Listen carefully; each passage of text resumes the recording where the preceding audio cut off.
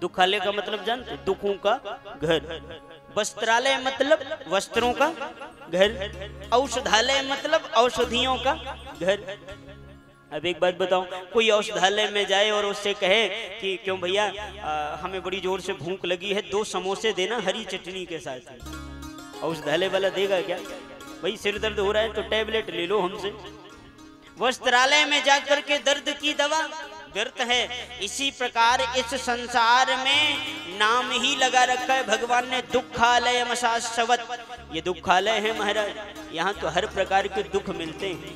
आप जो भी क्रिया करोगे परिणाम में आपको दुख प्राप्त होगा। हाँ, एक क्रिया ही ऐसी है, भगवान की कथा और भगवान का कीर्तन और भगवान का सत्संग, इसमें महाराज सुख ही सुख प्राप्त होता है। अच्छा एक बात बताओ, कभी आप कथा सुनकर के दुखी होकर के गए हैं कहीं से? हमेशा आनंद की ही प्राप्ति होती है। अस्तु सदैव भगवान के चरणों से जुड़ करके रहें तो वहां आपको आनंद की प्राप्ति होगी, सुख की प्राप्ति होगी। और भैया भगवान सुखों की तलाश में आप जितने जाएंगे दुख प्राप्त होंगे। और जब आप अपने दोनों हाथ उठा के कह देंगे प्रभु मैं जैसा हूं वैसी आनंदित हूं। सबसे बड़ा आनंद क्या है? सबसे बड़ा धन क्या है? एक संत कहते हैं व्यापार धन कमाकर तू लाख साज सजले। व्यापार धन कमाकर तू लाख साज सजले, पर होगा सुखी न जब तक संतोष धन न होगा। जब तक संतोष धन नहीं होगा तब तक चाहे दुनिया की जितनी संपत्ति मिल जाए महाराज, सुखी होना बड़ा मुश्किल है। बड़ा प्यारा वर्णन किया। तो श्री विदुर जी ने भी पूछा कि इस सृष्टि की भगवान रचना कैसे करते हैं, तो अब सृष्टि का विस्तार बता रहे हैं श्री मैत्रेय मुनि। वो कहते हैं कि विदुर, जब ब्रह्मा जी ने सृष्टि करना प्रारंभ किया तो सबसे पहले मन से सृष्टि करी ब्रह्मा जी ने। और अब जरा आप सावधान होकर के सुनना, बड़ा प्यारा वैशिष्ट मैं आपको, बड़ा प्यारा संकेत आपको प्रदान कर रहा हूं। इस संसार का जो भी अच्छा और बुरा कार्य होता है सबसे पहले मन से शुरू होता है। ब्रह्मा जी ने सृष्टि करी तो पहले मन से सृष्टि करी, और मन से भगवत ध्यान पूतेन, भगवान का ध्यान किया और भगवान के ध्यान से पवित्र हुए, मन से रचना करी तो 4 बेटे प्रकट हुए, सनक, सनंदन, सनातन, सनत कुमार। और कहने का भाव क्या है? पवित्र मन से जब आप कोई कार्य करेंगे तो महाराज वो कार्य पवित्र ही होगा। और अशुद्ध मन से, अशुचि मन से, अपवित्र मन से जब कार्य करेंगे वो कार्य आपका लोक निंदा का हो जाएगा। 4 बेटा हुए, ब्रह्मा जी ने कहा सृष्टि करो।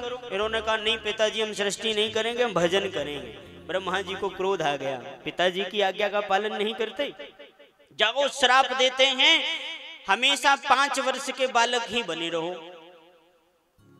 और क्रोध इतना आया कि इनका, ब्रह्मा जी का क्रोध ही भोले बाबा के रूप में प्रकट हो गया, रुद्र भगवान के रूप में प्रकट हो गया। बोल रुद्र भगवान की। ब्रह्मा जी ने कहा कि रुद्र आप हो, 11 रुद्र और 11 हैं आपकी रुद्रानियां, सृष्टि करो। तो भोले बाबा ने सृष्टि करी तो भूत प्रेत पिशाच डाकनी शाकनी जिंद बेताल और ऐसी रचना करी। इनको जब कुछ खाने को नहीं मिला तो ये कहते हैं देखो ये 4 मुंह वाला बैठा ना, इसी को खा जाओ।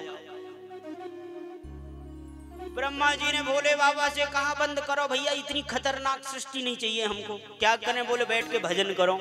ब्रह्मा, भोले बाबा तो पहले ही भजन करना चाहते थे, पर सोचा कि ऐसा ना हो कि हम भी कहें भजन के लिए हमको भी श्राप मिल जाए, इसलिए भोले बाबा ने कहा अब ठीक है, अब फिर से भजन करने के लिए। तो अब की बार ब्रह्मा जी ने अपने ही शरीर से 10 बेटों को प्रकट किया महाराज। और ये 10 बेटे ऐसे परम पावन ऋषि हैं कि इनका नाम उच्चारण करने से ही अनेकानेक पुण्यों की प्राप्ति होती है महाराज। वो ऋषि कौन से हैं?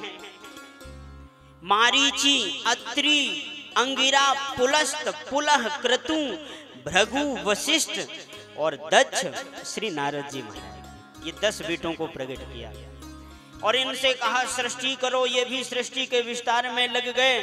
और जरा और गौर से सुनिए, श्री ब्रह्मा जी के हृदय से वक्षस्थल से धर्म प्रकट हुआ, पीठ से अधर्म प्रकट हुआ, ओठों से लोभ प्रकट हुआ, भौं से क्रोध प्रकट हुआ, और इस प्रकार की सृष्टि की रचना चली। इसीलिए आप भी देखते हैं आज भी ये लोभ क्रोध मोह जहां से प्रकट हुए वैसे ही काम करते हैं। धर्म आगे से प्रकट हुआ ना, तो जैसे ये धर्म का कार्य हो रहा है ना, तो हमारा सबके सामने हो रहा है खुले में, और अधर्मी व्यक्ति छुप करके अधर्म करता है, क्योंकि पीठ से ब्रह्मा जी के पीठ से प्रकट हुआ है ना ये अधर्म, इसलिए पीठ पीछे अधर्म होता है हमारा, खुले में अधर्म नहीं हो सकता। लोभ ओंठों से प्रकट हुआ है, तो लोभी व्यक्ति महाराज पहले ओंठों में जीभ घुमाएगा लोभ आते ही, क्रोध भौं टेढ़ी हो जाएगी क्रोध वाले की, और इस प्रकार से सृष्टि की रचना हुई। और अपने बाएं भाग से ब्रह्मा जी ने शतरूपा महारानी को प्रकट किया, और दाहिने भाग से श्री मनु जी महाराज को प्रकट किया। और जब से भय मनु शतरूपा तब ते भई नर सृष्टि अनूपा। मनु जी से मानवों की सृष्टि प्रारंभ हुई, और मनु जी महाराज से ब्रह्मा जी ने कहा सृष्टि करो भैया। तो मनु जी ने कहा कि मैं सृष्टि तो करूं, पर धरती का पता नहीं है, पृथ्वी का पता नहीं। ब्रह्मा जी सोचने लगे, और ब्रह्मा जी को आई एक छींक, और छींक आते ही वाराह भगवान का प्राकट्य हो गया। बोल वाराह भगवान की। और वाराह भगवान गए, धरती को यथावत ला करके रखा। हिरण्याक्ष नाम का दैत्य था, उसको भगवान ने मार दिया, और पृथ्वी को यथावत रखा। अच्छा, अब जरा आप ध्यान करना, ये कथा सुन कौन रहा है? कौन सुन रहा है? हाँ, 1 करोड़ का इनाम है जो बताएगा ये बात। कौन सुन रहा है कथा? ये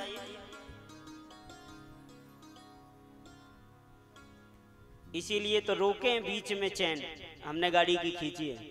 ये कथा सुन रहे हैं विदुर जी और सुना रहे हैं मैत्रेय मुनि। अभी बताया ना, ये दूसरी कथा हरिद्वार में चालू हो गई कि नहीं? हाँ, यही तो सुनना है, यही तो ध्यान करना।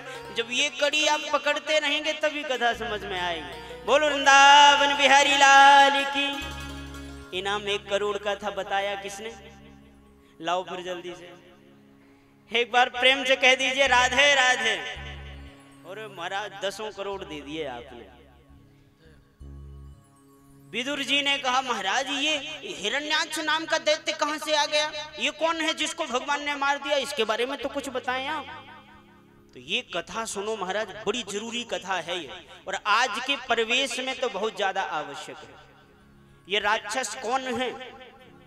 कश्यप जी की संतान। कश्यप जी के 2 पत्नियां हैं, एक का नाम है दिति और एक का नाम है अदिति। ये कथा आप लोग जो बैठे हैं वो तो सुन ही रहे हैं, और YouTube के माध्यम से भी कई लोग श्रवण कर रहे हैं। उनको भी मैं अवगत करा दूं, आज जो दुनिया में बुराई चल रही है, अगर इस कथा को सुन लिया जाए तो ये बुराई समाप्त हो सकती है। आज हर माता पिता अपनी संतान से कहीं ना कहीं दुखी है। मेरा बेटा बड़ा होने के बाद, विवाह होने के बाद मेरी सुनता नहीं।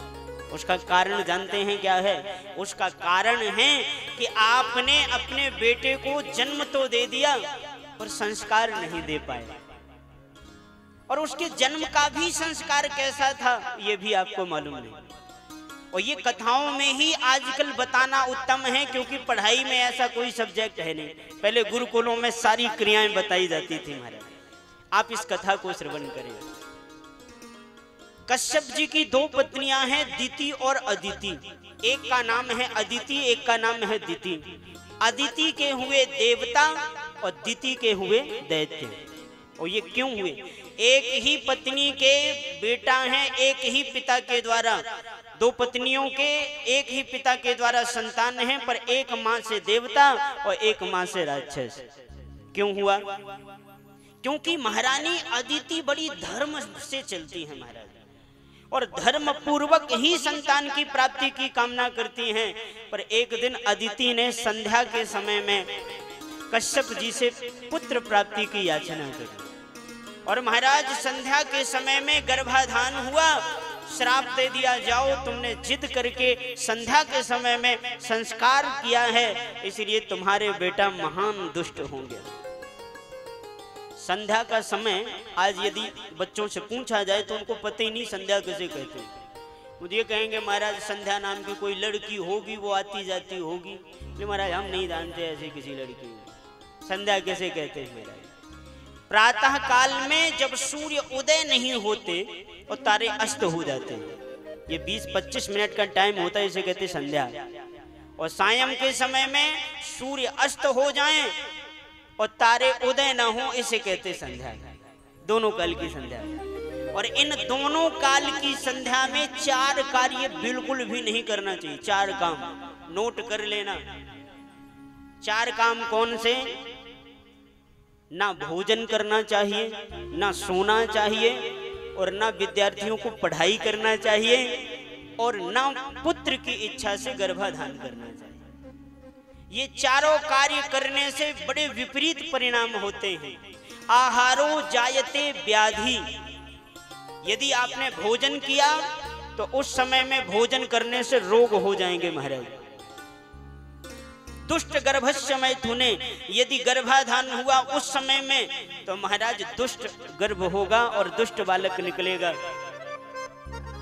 और यदि कोई विद्यार्थी उस समय पढ़ाई करता है तो पढ़ी हुई विद्या परीक्षा के समय में भूल जाता है। और यदि कोई सोता है तो उसे अनिद्रा की बीमारी हो जाती है, धीरे धीरे फिर उसे नींद आना बंद हो जाएगी। ऐसा वैशिष्ट है। इसीलिए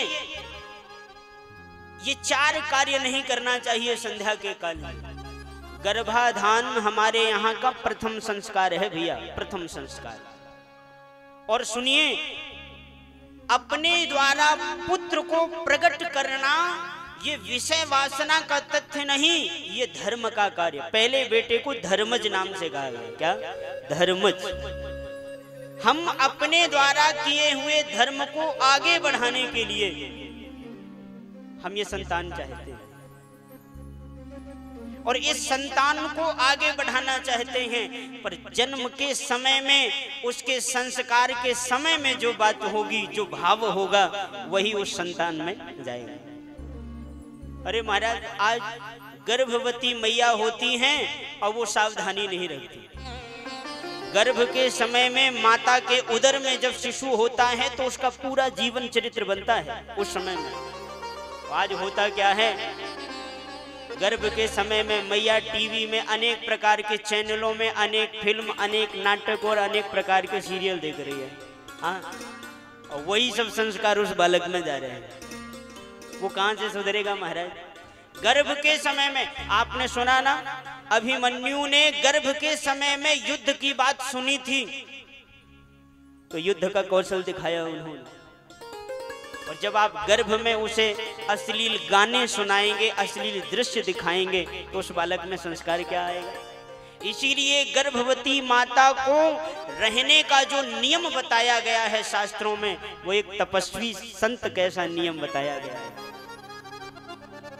और इसीलिए बालकों का संस्कार बिगड़ रहा है आज, जबकि पढ़ाई का स्तर इतना ज्यादा है।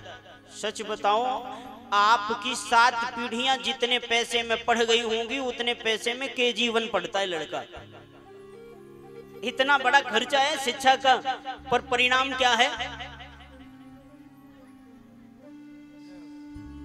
एक गांव में एक व्यक्ति गया तो उसने पूछा किसी व्यक्ति से कि क्यों भैया ये रामपुर है? तो गांव के लोगों ने कहा हाउ, बोलने की शैली बोले हाउ, मतलब हाँ की जगह हो भी कई जगह हो। अब वो व्यक्ति बड़ा परेशान कि मैं पूछता हूं कि रामपुर है और ये कहते हैं हो, तो ये हो है कि रामपुर है? तो एक जगह फिर गए, क्यों भैया ये कौन सा गांव है? रामपुर। बोले हो। वो बड़ा परेशान कि ये हो है कि रामपुर है। अब वो नई जगह का, शहर का आदमी वो हो नहीं जानता ये हो क्या होता है। एक से पूछा क्यों भैया ये गांव कौन सा, हो है कि रामपुर है? उसने कहा अच्छा तुम बाहर से आयो लगता है। हाँ हम बाहर के हैं। बोले सुनो, जो पढ़े लिखे नहीं होते गंवार व्यक्ति वो कहते हैं हो, और जो पढ़े लिखे होते हैं वो कहते हैं रामपुर। तो उसने पूछा तो मतलब आप पढ़े लिखे हो? तो तुरंत बोला हाउ। तुरंत बोला हाउ। अब क्या निकला भाई, पढ़ाई लिखाई का परिणाम क्या हुआ? हाउ हुआ। एक बार प्रेम से कहिए राधे राधे। तो शिक्षा में इतना खर्च हो रहा है और पढ़ाई के नाम से आप देख ही रहे हैं क्या हो रहा है। जितना ज्यादा आज आप अपने बच्चे को पढ़ाएंगे उतना ही ज्यादा वो आपसे दूर होता जाएगा। बात सही है कि नहीं? उतनी ज्यादा आपसे दूर जा रहा है। तो महाराज दिति का संस्कार बिगड़ा। 100 वर्ष तक इसने गर्भ धारण करके रखा।